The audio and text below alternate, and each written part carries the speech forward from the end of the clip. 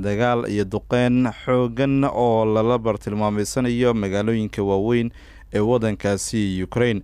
dagaalka ayaa hadda waxaa la leeyahay waxa uu ka xoogan yahay weeraradii hore ee uu ku bilowday duulaanka Ruushka uu ku qaaday wadankaasi Ukraine.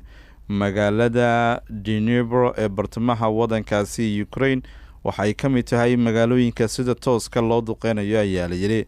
dhowrkii saacadood ee lasoo dhaafay duqeyn dhinaca cirka ayaa ku socotay magaaladaasi, waxaana jirta meelo badan oo dad rayid ah ay degan yihiin oo la duqeeyey.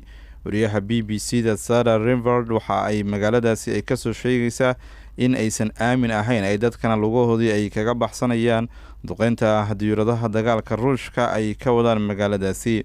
gobernatoraha gobolka Lotiska ee galbeedka wadankaasi Ukraine waxa uu sheegay in diyaaradaha dagaalka ee Ruushka ay duqeeyeen saldhigga ciidanka militariga ee dhinaca hawada ee wadankaasi Ukraine. 4 askari oo Ukrainians ah ayaa iyagu lagu dilay duqeyntaasi.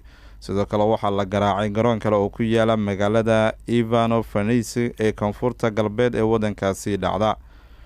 sidaas ay jirto haddana madaxweynaha wadanka Ruushka Vladimir Putin waxa uu bixiyay iftiinka qadka cagaaran ee dadka ajaanibta ee sida mutadawacnimada inay uga qayb qaadan karaan dagaalka ka dhanka ah ciidamada militariga ee wadankaasi Ukraine.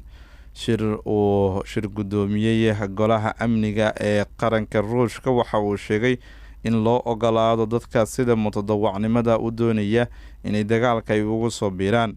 waxaana sidoo kale uu sheegay in dadka calooshooda shaqaystayaasha ay isgarab taagaan dowladda wadankaasi Ruushka lana geeyo deegaanada ciidamada Ruushka ay kaga sugan yihiin bariga wadankaasi Ukraine. wasiirka difaaca ee Ruushka Sergey Lavrov waa wasiirka difaaca Ruushka Sergey Shoigu ayaa waxa uu sheegay in ilaa hadda ay hayaan 16,000 oo qof oo mutadawacnimo bariga dhexe uga yimid si ay ugu diyaar garoobaan in ay ku biiraan ciidamada Ruushka ee dagaalka ku qaaday wadankaasi Ukraine. mas-uuliyiinta Mareykanka ayaa sheegay in ay jiraan muwaadiniin ka soo jeeda wadanka Suuriya oo dagaalka si aada u yaqaana, kuwaasi oo la tilmaamayo in ay dagaalka magaalooyinka ay yaqaanaan, waxaana ay ku biirayaan ayaa la yiri ciidamada Ruushka ee ku sugan wadankaasi Ukraine. kuwa wax taxliiliya waxa ay su'aal iska weydiinayaan faa'iidada ay dagaalyahanadaasi Ruushka uu ku qabo. dadkaasi waxaa la tilmaamay in ay noqon doonaan kuwo iyagu dhabarjab xoogan ka soo gaara dagaalka hadda Ukraine lagula jiro.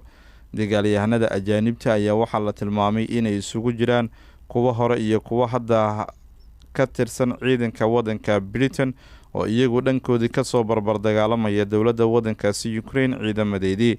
madaxweynaha wadanka Ukraine Volodymyr Zelensky ayaa waxa uu dhowaan uu sheegay in 16,000 oo ajnabi ay ka qayb qaadanayaan si mutadawacnimo ah qadiyadda wadankiisa.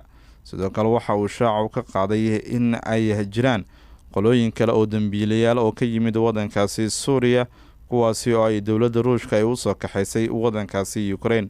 wadankiisa waxa uu tilmaamay in uu dagaalka ugu dambeyn uu ku guuleysan doono.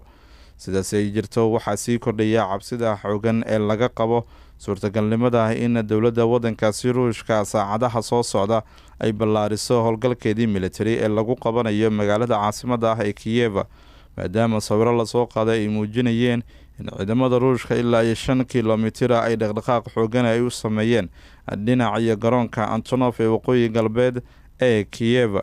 shirkadda Maxar Technology ee dhinaca cirka ee dowladda Mareykanka ay leedahay waxa ay qaaday dayax-gacmeedyadeedii sawiro muujinaya ciidamo badan oo kuwa Raashiyaanka oo iyagu u dhaqaajinaya magaalada Kiev ee caasimadda wadankaasi Ukraine. sawirada waxaa ka muuqday dhaqdhaqaaq xoogan oo ay dabaabadaha iyo madaafiicdaba Ruushka uu leeyahay ee sameynayaan, waxaana loo diyaar garoobayaa ayaa la yiri hal mar in ay rasaasu ay isqabsato. waxaana jirta ayaa la yiri xukuumadda Kiev in ay diyaar garow iyo sidoo kale jagboontiyo ay ka sameysatay meelo ka baxsan caasimadda si looga falceliyo ayaa la yiri suurtagalnimada duulaankaasi weyn ee magaalada lagu doonayo in